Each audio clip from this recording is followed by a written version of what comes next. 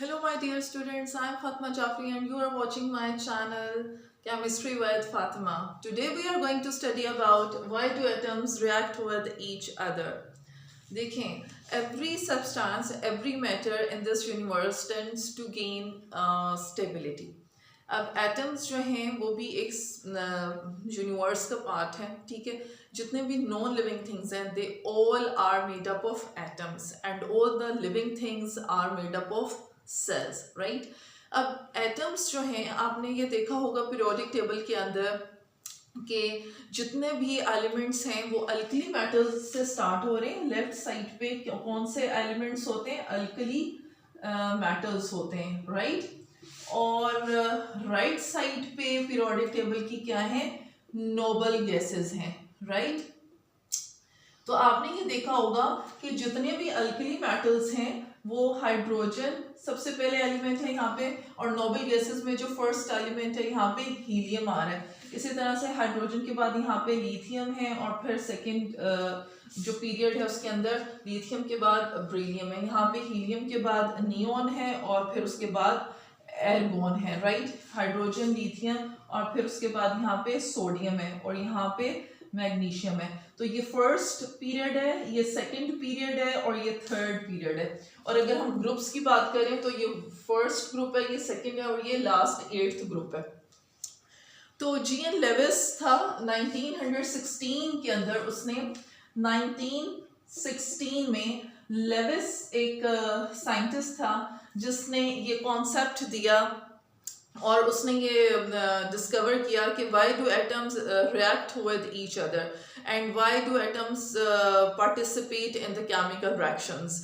Actually क्या था कि जितने भी पीरियोडिक टेबल के अंदर एलिमेंट्स हैं वो अल्कली मेटल्स से स्टार्ट हो रहे हैं, और उनकी इलेक्ट्रॉनिक कॉन्फ़िगरेशन जो है उनके वैलेंस शेल के अंदर एक इलेक्ट्रॉन है.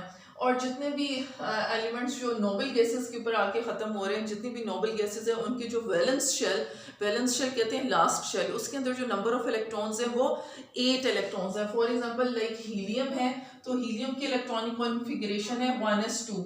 इसी तरह से नियोन की इलेक्ट्रॉनिक कॉन्फ़िगरेशन है 1s2, 2s2, 2p6, और एर्गोन की है 1s2, 2s2, 2p6, और यहाँ पे मैं उसके नीचे लिख रही हूँ 3s2 और 3p6. तो इनके ये जो हीलियम का वैलेंस शेल है, वैलेंस शेल कहते हैं लास्ट शेल को, तो उसके वैलेंस शेल के अंदर 2 इलेक्ट्रॉन्स हैं. और इसी तरह से नियोन के वैलेंस शेल के अंदर 8 इलेक्ट्रॉन्स है, 6p में है और 2 इलेक्ट्रॉन्स s में है. और यहाँ पर जो है इसके जो एर्गोन के जो वैलेंस शेल के अंदर इलेक्ट्रॉन्स हैं वो 8 इलेक्ट्रॉन्स हैं. तो s और p जो हैं ये इनके सब शेल्स हैं जिसके अंदर इलेक्ट्रॉन्स जो है वो एक्चुअली रिसाइड कर रहे होते हैं. तो लेविस ने ये डिस्कवर किया, और उसने ये स्टडी की कि जो नोबल गैसेस हैं उनको sometimes we called as inert gases. Inert gases means कि ये these gases do not participate in the chemical reactions. Why? Because their electronic configuration is completed. Like जो हीलियम का वैलेंस शेल है उसके अंदर 2 electrons, s can maximum attain 2 electrons in its subshell. p subshell के अंदर maximum it can accommodate 6 electrons, तो इसके अंदर भी 6 इलेक्ट्रॉन्स हैं, और s के अंदर 2 इलेक्ट्रॉन्स हैं. तो जो नोबल गैसेस की इलेक्ट्रॉनिक कॉन्फ़िगरेशन थी वो कंप्लीट थी. तो उसने एक इन एक्सप्लेनेशन से उसने एक फैक्ट जो है वो दिया, और उसने एक इन सब एक्सप्लेनेशंस को सम अप करके उसने एक रूल बनाया, और उस रूल का उसने नाम बताया, that is known as octet rule.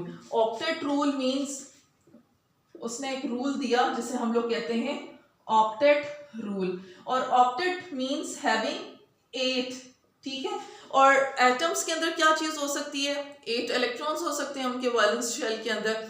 तो उसने कहा कि जो एलिमेंट्स एक्चुअली एटम्स जो हैं वो एक दूसरे के साथ रिएक्ट इसलिए कर रहे होते हैं because they tend to gain electronic configuration of the noble gases. वो नोबल गैसेस की इलेक्ट्रॉनिक कॉन्फ़िगरेशन अटेन करने की वजह से, उसको गेन करने की वजह से एक दूसरे के साथ रिएक्ट करते हैं। मेटल्स जो हैं वो इलेक्ट्रॉन्स लूज करके अपनी इलेक्ट्रॉनिक कॉन्फ़िगरेशन वैलेंस शेल के जो इलेक्ट्रॉन्स हैं उनको जो है नोबल गैसेस के इलेक्ट्रॉनिक कॉन्फ़िगरेशन के साथ मैच कर लेते हैं। कुछ जो है वो इलेक्ट्रॉन्स को गेन करके अपने वैलेंस शेल्स को कंप्लीट कर लेते हैं। तो इसलिए अपने आप को हर चीज़ इस दुनिया में जितने भी मैटर है वो अपने आप को स्टेबिलिटी की तरफ लेकर जाते हैं। तो एटम्स जो है वो कब स्टेबल होते हैं, जब उनके वैलेंस शेल के इलेक्ट्रॉन्स जो है वो कंप्लीट हो। अब आपने ये देखा है कि जो फर्स्ट ग्रुप है, फर्स्ट ग्रुप ऑफ एलिमेंट्स के अंदर जो वैलेंस शेल के अंदर इलेक्ट्रॉन है, फॉर एग्जांपल हाइड्रोजन है, तो हाइड्रोजन का जो वैलेंस शेल है उसके अंदर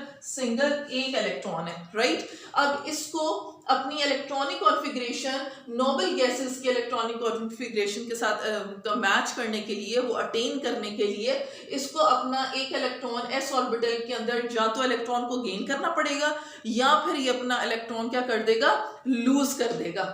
लिथियम है, लिथियम भी मेटल है, फिर उसके बाद सोडियम जो है वो भी मेटल है। तो इनके जो नंबर ऑफ शेल्स हैं वो इंक्रीज करें डाउन द ग्रुप, और जो पीरियड्स हैं उनके अंदर नंबर ऑफ शेल्स जो हैं वो सेम रहते हैं।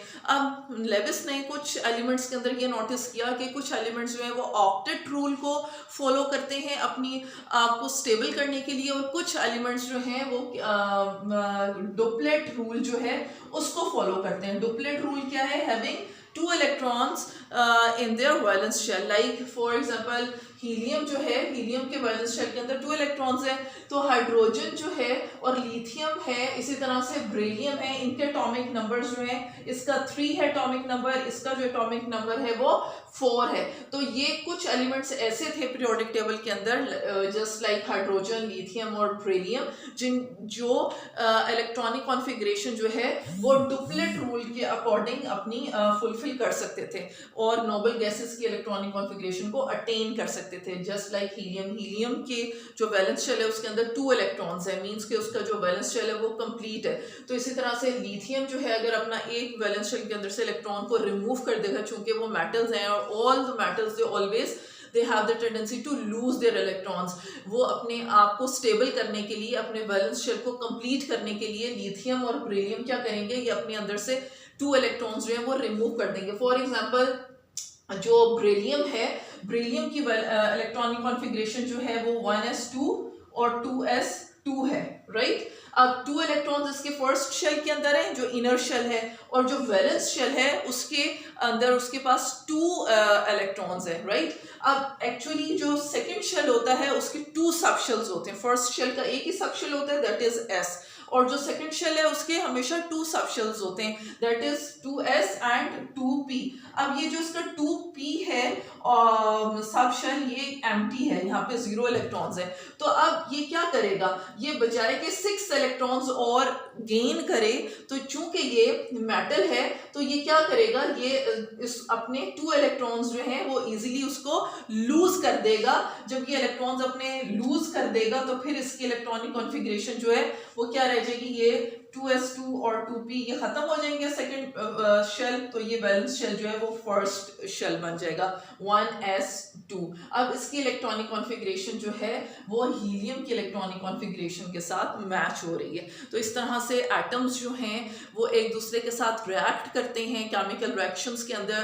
किसी को अपना एक एलिमेंट जो है मेटल, नॉन मेटल को अपने इलेक्ट्रॉन्स जो हैं वो लूज कर देते हैं, या फिर डिफरेंट एटम्स के साथ शेयर कर लेते हैं, जिसके अंदर जो अभी मैं आपको नेक्स्ट अपनी वीडियोस के अंदर आयनिक बॉन्डिंग और कोवलेंट बॉन्ड्स के बारे में बताऊंगी। हम लोग केमिकल बॉन्ड्स के बारे में स्टडी करेंगे। तो मैंने आपको इसमें जस्ट ये बताना था कि डुप्लेट रूल और ऑक्टेट रूल क्या है। वो लेविस जो साइंटिस्ट था उसने ये एक्सप्लेन किया था, और उसने ये एक्सप्लेनेशंस जो हैं वो दी थी कि एटम्स जो हैं वो आपस में एक दूसरे के साथ इसलिए रिएक्ट करते हैं क्योंकि उनको नोबल गैस इलेक्ट्रॉनिक कॉन्फ़िगरेशन जो है वो अटेन करनी होती है और अपने वैलेंस शेल्स को कंप्लीट करना होता है। और वो कंप्लीट कैसे कर सकते हैं, बाय फॉलोइंग ऑक्टेट रूल और duplet rule. So this is my today's video. If you like my videos, then subscribe my channel, share my videos with your friends, with your family members. Allah Hafiz.